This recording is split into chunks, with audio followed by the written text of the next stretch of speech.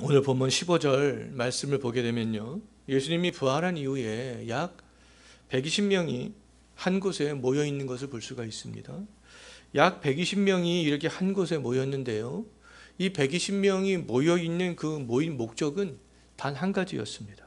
그들이 모인 목적이 무엇이었나? 다시 한번 14절 한번 보십시오. 약 120명이 사람들이 한 곳에 모인 목적이 뭐였습니까? 기도하기 모여서 그렇게 모였잖아요. 약 120명이 모였지만, 근데 기도하기 위해서 모인 그 120명이라는 그런 사람의 마음들은 근데 120개가 아니었다는 겁니다. 오늘 이 본문 말씀을 보게 되면요, 이 약 120명의 사람들이 모였지만 그들의 마음은 하나였다는 겁니다. 120명이 한 마음이 되었다는 거예요. 무엇으로 한 마음이 되었어요? 기도로 한 마음이 되었다는 겁니다. 한 마음으로 그렇게 기도하기 위해서 모인 약 120명의, 그런데 그 구성원들은 굉장히 다양했던 것들을 볼 수 있습니다. 예수님의 그런 직속 제자들이 이 120명 가운데 포함이 되어져 있었고요, 또 예수님의 가족들도 그렇게 포함이 되어져 있었고요, 부활을 목격한 여자들도 그렇게 포함이 되어져 있었고요, 또 예수 그리스도의 또 부활과 승천을 목격했던 그런 사람들도 또 이 자리 가운데는 있었습니다. 이렇게 다양한 사람들이 모여 있었지만 그들의 마음은 하나였다는 거예요. 한 마음이었다는 겁니다. 이들을 통하여서 이제 신약 시대의 교회 공동체가 새롭게 탄생하게 되는데요, 이제는 구약 시대에는 회당을 중심으로 해서 모이게 되잖아요. 근데 이제 이들을 통하여서 이제 신약 시대에 이제 교회라는 곳을 통하여서 이제 교회가 탄생하게 되고요, 그 교회를 통하여서 이제 새롭게 그리스도인들이 모이게 되는데요, 하나님은 이 새로운 교회 공동체가 시작되기 전에 이 여기에 모여 있는 많은 그 공동체가 기도로 먼저 하나가 되게 하셨다는 겁니다. 홍수로 세상을 멸하실 때에도 그 노아의 가족 공동체인 8명이 한 마음이 되었잖아요. 그래서 그들은 한 마음이 되었기 때문에 모든 가족 8명이 다 방주에 그렇게 오를 수가 있었습니다. 출애굽할 때에도 이스라엘의 60만 명의 백성들은요, 한 마음이 되었기 때문에 그 가나안 땅을 향해서 나아갈 수 있었잖아요. 우리가 영국의 이 감리교회 창시자라고 말할 수 있는 웨슬리와 또 동시대를 살았던 휘필드가 있는데요, 이 웨슬리와 휘필드 등이 주축이 되었던 그 당시에 옥스퍼드 대학에 홀리 클럽이라는 그런 클럽들이 있었습니다. 기도하는 클럽이었어요. 근데 그 홀리 클럽이 토대가 되어서 영국의 대부흥운동이 일어나게 됩니다. 근데 그때에도 웨슬리와 휘필드를 중심으로 한 약 6명, 7명, 많지도 않습니다. 6명, 7명의 멤버는 먼저 한 마음이 되어서 그렇게 기도했던 것을 볼 수가 있어요. 평양 대부흥운동을 우리나라가 경험하잖아요.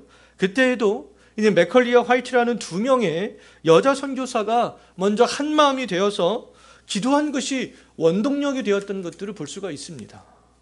이와 같이 하나님은 은혜를 베풀어 주기 전에 함께 사람들이 몇 명이 되었든지 관계없이 모이게 하고요, 그 모인 사람들이 먼저 한 마음으로 기도하게 하신다는 겁니다. 그리고 한 마음으로 하나님을 바라보며 기도했을 때에 하나님은 기도하는 그 사람들을 통하여서 이제 새로운 일들을 시작해 나가시는 것들을 볼 수가 있어요. 하나님은 노아의 8명의 가족을 통하여서 새로운 세상을 열어나가셨잖아요. 출애굽한 60만 명을 통하여서 하나님께서는 새로운 나라를 건설하셨잖아요. 이 옥스퍼드 대학의 홀리클럽을 통하여서 영국의 대부흥이 일어나게 하셨잖아요. 2명의 여선교사의 그 기도를 통하여서 평양 대부흥 운동이 일어나게 하셨습니다. 하나님은 또한 이 120명을 통하여서 구약시대와는 다른 새로운 교회 공동체가 세워질 수 있도록 그렇게 하셨다는 거예요.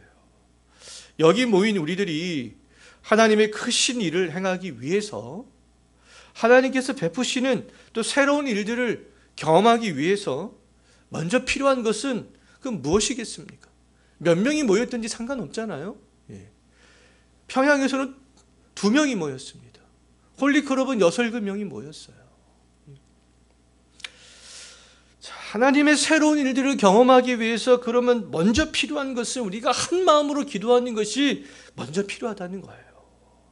한 마음이 되어서 하나님께 전심으로 기도하는 것들이 필요한 것이죠. 기도할 때 하나님은 기도하는 사람들에게 은혜를 주시고요, 하나님이 행하시는 그런 놀라운 일들을 경험케 하신다는 겁니다. 성도들이 몇 명이 되었든지 모인 성도들이 한 마음으로 기도하는 것은 하나님의 놀라운 일들을 만들어낼 수 있는 그런 원동력이 된다는 거죠. 예수님 생전에 예수님은 제자들에게 기도에 대해서 몇 번이나 수차례 그렇게 강조하셨고 또 모범을 보이셨고 가르치셨습니다. 그런데 우리가 이 복음서를 보게 되면요, 제자들은 한 번도 기도하는 모습을 보이질 않습니다. 예수님께서는 잡히시기 전날 밤에도 베드로와 이 세베대의 두 아들인 야고보와 요한에게도 우리 함께 기도하자 이렇게 기도 부탁을 하시지만 그들은 육신의 피곤함을 이기지 못하고 예수님과 함께 기도하지 못하고 코를 골며 잠을 잤던 것들을 볼 수 있잖아요. 정말 제자들은요, 오늘 보면 사도행전 1장에서 이제 드디어 예수님께서 그동안 가르치셨던 기도하라 라는 것들을 처음으로 그렇게 순종하는 모습들을 보게 됩니다.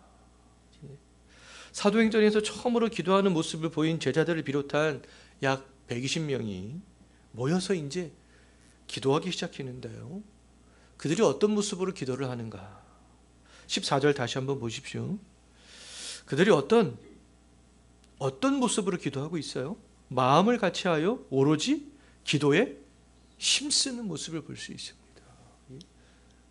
제가 볼 때는 이 복음서에서 기도하는 모습들을 제자들을 보지 못하는데요, 처음으로 이제 사도행전의 1장에 와서 기도하는 모습들을 제자들이 처음으로 보게 되는데 그들은 기도를 처음에 아주 강력하게 힘써서 기도하는 것들을 볼 수 있어요.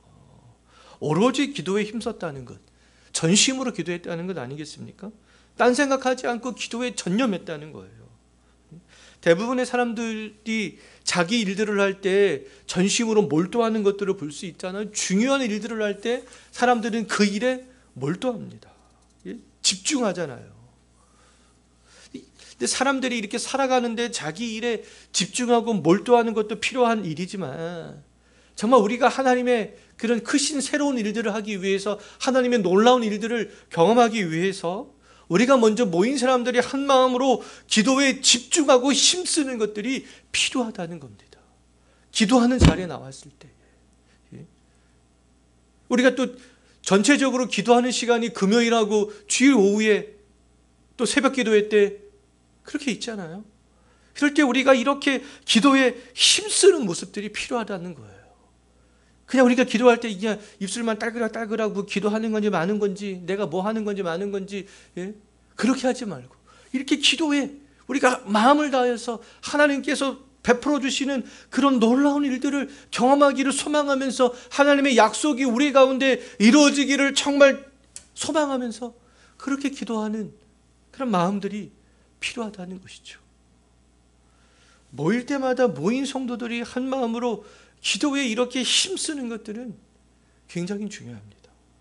예수님께서도 두 사람이 합심하여서 무엇이든지 구하면 합심하여 기도하는 그 두 사람을 위해서 그 기도를 들어주신다, 이렇게 마태복음 18장 19절에서 약속하시고 있잖아요. 합심하여서 기도한 이 120명 때문에 신약의 교회가 세워질 수 있게 되는 것이죠.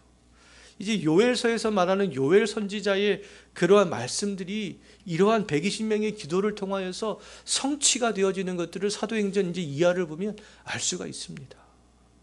옥스퍼드 대학에서 합심하여서 기도한 그 홀리클럽 멤버들 때문에 영국이 그런 대부흥을 경험할 수 있게 된 것이 아니었어요? 2명의 여성교사를 통하여서 평양도 대부흥 운동의 원동력이 된 것이 아니었겠습니까? 지금까지 하나님의 놀라운 일들은 합심하여서 기도하는 사람들이 있었기 때문에 일어났다라고 말할 수 있습니다. 합심하여서 한 마음으로 기도하는 사람들의 기도를 하나님께서 들어주셨던 것이죠. 저는 평상시에는 개인적으로 가정적으로 일상의 그런 삶을 살아가는 삶의 현장 가운데서 기도하는 것들을 권장하지만, 근데 필요에 따라서 우리가 함께 모여서 기도하는 것도 굉장히 중요하다는 거예요. 평상시에는 그냥 개인적으로 또 새벽 기도회 때 나올 수 없는 그런 환경이라면 뭐 집에서 정한 시간에 그렇게 기도해도 상관이 없습니다. 그런데 우리가 필요에 따라서 정해진 시간에 모든 성도들이 함께 나와서 함께 한 마음으로 기도하는 것은 굉장히 중요하다는 것이죠. 사무엘도 이스라엘이 범죄했을 때 미스바 광장으로 모이게 했잖아. 모든 이스라엘 백성들을 그 미스바 광장으로 다 모이게 합니다. 그래서 대대적인 회개 기도를 하는 것들을 볼 수 있어요. 바벨론 포로에서 돌아왔던 에스라도 수문 앞 광장에 이스라엘 백성들을 다 모이게 하잖아요. 그래서 말씀을 선포하고 함께 기도하는 그런 모습들을 볼 수 있습니다. 오순절날에 모인 이 110명의 사람들도 이 다락방에 지금 함께 모여서 지금 기도하기 위해서 함께 모여 있는 것이죠. 이처럼 필요에 따라 함께 모여서 기도하는 것 굉장히 중요하고 필요합니다. 특별한 사안을 가지고 함께 모여서 기도하면 기도에 상승 효과가 생기는 거 아니겠어요? 함께 모여서 기도하면 혼자서 기도할 때 경험하지 못했던 어떠한 그런 상승 효과, 어떠한 성령의 그런 뜨거움으로 더 우리가 열심으로 기도하게 되는 거, 더 집중해서 기도하게 되는 거, 힘써 기도하게 되는 거, 그런 힘들이 생긴다는 것이죠. 사무엘 시대의 미스바에 모인 사람들의 목적은 회개하는 거였잖아요. 사무엘이 야 그냥 너희들 집에서 각자 가정에서 그렇게 다 회개하자. 우리 이 시간에 11시에 각자 가정에서 다 이렇게 회개하는 거야. 그렇게 하지 않았어요. 다 모여. 지금은 중요한 때야. 다 모여. 미스바로 모이자. 사람들이 다 모여서 같이 그 회개를 위해서 기도하는 거죠. 에스라 시대에도 야 너희들 그냥 집에서 모여서 그래 각자 우리 회복을 위해서 기도하자. 에스라가 이렇게 하지 않았습니다. 특별할 때 야 다 수문 앞 광장으로 모여. 함께 기도하자. 우리가 하나님의 백성으로서 이 정체성을 갖기 위해서 함께 기도하자. 그래서 모이는 거죠. 지금 이 120명의 사람들도 역시 마찬가지예요. 예수님께서 모여서 기도하라, 성령 받기를 기도하라, 그렇게 말씀하신 것들을 성취하기 위해서, 이루기 위해서 그들이 지금 이렇게 모여서 지금 기도하고 있는 겁니다. 모인 사람들은 확실한 기도의 목표를 가지고 한 마음으로 집중적으로 기도에 힘쓰는 것들을 볼 수 있어요. 함께 기도할 때 간절한 마음과 사모하는 마음이 정말 생기게 되잖아요. 그렇습니다. 이 기도가 간절한 마음은 제가 이렇게 예전부터 이렇게 보면 전염되는 것 같아요. 내가 간절하게 막 기도하면요, 옆에 있는 사람도 그냥 간절하게 기도하게 됩니다. 그러면 이게 전체가 막 간절하게 기도하게 돼요. 정말 함께 기도하면 이렇게 간절한 마음들이 더 생기게 됩니다. 내가 집중적으로 기도하면 내 옆에 있는 사람 또 내 앞에 있는 사람도 내 기도 소리를 듣고요, 함께 덩달아 집중적으로 기도하게 돼요. 정말 우리 언덕 위의 교회 모든 성도들이 좀 그러한 기도의 경험을 좀 할 수 있었으면 좋겠어요. 정말 뜨겁게 집중적으로 그렇게 우리가 함께 기도하는 그런 모습들을 좀 반드시 경험해야 됩니다. 그런데 이런 것들은요, 우리가 모일 때, 주일 오후에 특히 모일 때, 또 금요일에 모일 때, 또 더 많은 성도들이 이 시간에도 사모하면서 모여서 같이 기도할 수 있었으면 좋겠어요. 120명이 이렇게 함께 모여서 간절함으로 기도하니까 그냥 강력한 어떤 영적인 그런 힘이 막 생기고 더해지는 거 아니겠어요? 이 미스바에 모인 사람들, 수문 앞 광장에 모인 사람들이 막 뜨겁게 회개하며 하나님의 앞에서 올바른 하나님의 백성으로서 그 정체성을 갖기 위해서 더 그렇게 기도했을 때 더 하나님의 그런 마음으로 회복되고 또 그 정체성을 갖게 되는 그런 계기가 될 수 있었습니다. 지금 우리에게 필요한 것 뭐겠습니까? 합심해서 기도하는 거예요. 합심해서 기도하는 겁니다. 말씀을 정말 붙잡고 우리가 그 말씀을 소망하면서 약속된 말씀을 붙잡고 기도하는 것. 그것이 정말 우리 언덕위의 교회에는 더 필요한 것 같아요. 지금 말씀 교육과 이 성경 교육은, 이 교리 교육은 그 어떤 교회 못지않게 지금 막 굉장히 많이 하고 있습니다. 굉장히 지금 말씀들은 많이 먹고 있어요. 근데 그만큼 그 말씀을 능력이 드러나기 위해서는 우리가 함께 기도하는 그런 모습들이 필요하다는 거죠. 합심 기도할 때에, 근데 그 기도할 때에도 하나님의 뜻에 맞아야 됩니다. 부합되어져야 돼요. 우리 교회에서 같이 기도하는 대부분의 기도의 제목들은 다 말씀을 붙잡고 기도하는 거잖아요. 지난주에 마가복음 들었으면 오늘 좀 전에 기도할 때도 그 마가복음에서 내용, 그 말씀들을 붙잡고 그렇게 해서 기도하는 거 아니겠습니까? 하나님의 뜻에 맞아야 된다는 것이죠. 소요리 문답에서 기도에 대해서 정의를 내리고 있는데요. 기도는 그리스도의 이름으로 우리의 소원을 하나님께 고하는 것인데, 그리스도의 이름으로 우리의 소원을 하나님께 고하는 것인데, 근데 그의 뜻에 합당한 것을 간구하고, 죄를 자복하고 그의 자비하신 은혜에 감사하는 것이다. 이렇게 기도를 딱 정의를 하고 있습니다. 즉 기도는 그리스도의 이름 안에서 우리의 소원을 간구하는 동시에 우리의 소원이 하나님의 뜻에 합당해야 된다는 거예요. 그러면서 그 하나님께서 우리에게 베풀어 주신 그 은혜에 감사할 줄 알아야 된다는 겁니다. 우리의 기도가 하나님의 뜻과 근데 충돌되지 않기 위해서는 우리 개인적인 기도이든 이 가정이나 교회나 이 사회를 위한 공동체적인 기도이든지 우리가 이 말씀을 붙잡고 기도하는 것은 굉장히 중요합니다. 그러니까 말씀을 붙잡고 기도해야 돼요. 그래야지 정말 우리가 바른 기도, 하나님께서 응답하시는 기도, 아주 놀라운 하나님께서 행하시는 그런 능력들을 우리 그때야 비로소 경험할 수 있게 되는 것이죠. 올바른 기도는 하나님의 뜻을 이루는 기도다라고 말할 수 있습니다. 올바른 기도만이 하나님의 능력을 경험할 수 있는 통로가 된다라고 말할 수 있어요.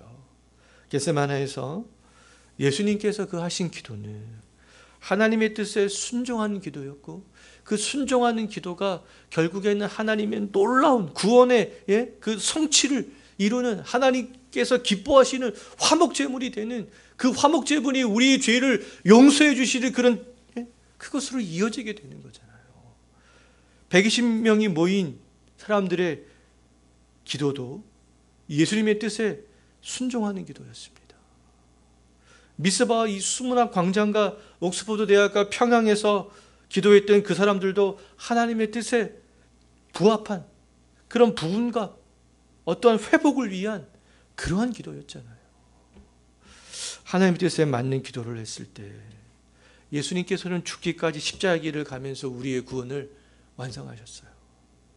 120명이 모여서 기도했을 때에 하나님께서 약속하신 그들은 성령을 받고 예루살렘에 이제 교회가 세워지게 되는 것이죠. 옥스퍼드 대학과 평양에서 기도했을 때 놀라운 부흥의 역사가 일어났고, 정말 미스바와 수문학 광장에서 기도했을 때 놀라운 그런 회복의 역사가 일어났다는 것처럼 오늘날 우리들도 마음을 다하여서 기도할 때 하나님께서 부어주시는 그런 놀라운 일들, 하나님의 약속하신 그런 약속의 말씀들이 우리의 영혼 가운데, 우리의 가정 가운데, 교회 가운데 정말 이루게 경험하게 될 줄로 정말 믿습니다. 우리 소그룹 모임 시간이 개인적이고 가정적인 기도의 제목들을 우리가 내놓고 나누며, 또 우리가 마음을 다해 함께 서로가 서로를 위하여서 더 합심하여서 기도할 수 있는 그런 시간이 되었으면 좋겠어요. 그래서 그 기도의 응답의 기쁨들을 누릴 수 있었으면 좋겠습니다. 이곳에 또 교회를 세우고 우리 교회가 어떤 방향성 위에 서 가야 되는지를 또 제 나름대로 성경과 개혁주의적인 그런 신앙의 토대 위에 설정해 놓은 것들이 우리 교회 주보 뒤에 그렇게 소개가 되어 있잖아요. 우리가 그 모일 때마다 그 주보에 소개되어져 있는 대로 우리 교회가 그러한 교회로 서갈 수 있도록 온 성도가 또 우리가 그 기도에 함께 온 힘을 정말 쏟을 수 있게 되기를 간절히 소망합니다. 우리 이 시간에